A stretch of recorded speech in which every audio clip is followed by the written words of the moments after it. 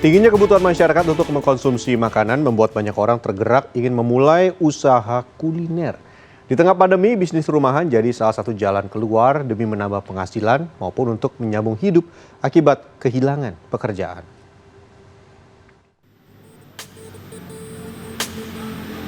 Vina Indriani sudah memulai usaha kuliner rumahan sejak 2013 lalu.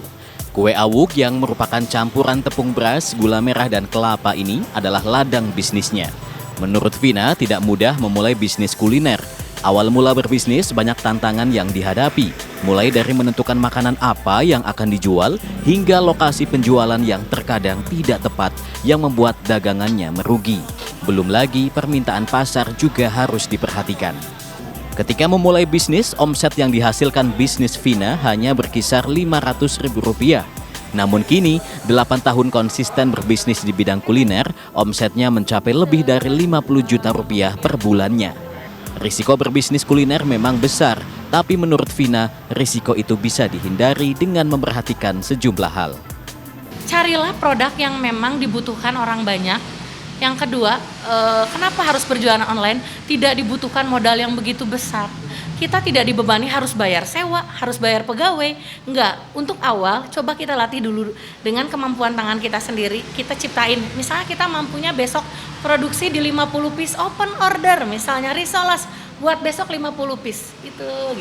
Besoknya, oh udah kena nih, naik lagi. Udah kena nih, naik lagi. Nah, senada dengan Vina, pemilik sekaligus pengajar di tempat kursus kue dan masakan di Jalan Naripan, Kota Bandung, Cendawati, membagikan pengalamannya dalam membuka bisnis kuliner rumahan. Selain target pemasaran dan survei pasar, kemampuan lain yang harus dimiliki adalah rutin mengikuti perkembangan di media sosial. Hal ini penting dilakukan guna melihat tren saat ini yang kemudian menjadi peluang bisnis. Menurutnya, bisnis kuliner yang saat ini diminati adalah bisnis masakan dan aneka kue. Bisnis tersebut bisa dilakukan oleh setiap orang, asalkan memiliki kemauan, berani mencoba, dan tidak takut gagal. Yang penting kita harus punya niat kemauan terlebih dahulu, mau belajar terus-menerus. Kalau apabila kita buka usaha kue, kita harus punya ciri khasnya. Contoh, di Nyonya Lim kita ciri khasnya lapis legit, tapi kita juga harus bisa yang lain, ya. Bisa pisang molen dan harus berkreatif, ya. Dan jangan lupa dari segi rasanya harus enak dari yang lain dan lebih bagus dari yang lain. Hal lain yang juga tak kalah penting dalam memulai bisnis kuliner adalah modal awal usaha dan pelatihan. Guna mendorong para pelaku usaha mendapatkan modal dan pelatihan, Dinas Koperasi Usaha Mikro, Kecil, dan Menengah KUMKM Kota Bandung menggandeng sejumlah lembaga keuangan baik perbankan maupun non-perbankan. Selain memfasilitasi permodalan melalui kemitraan, pelatihan digital marketing juga diberikan.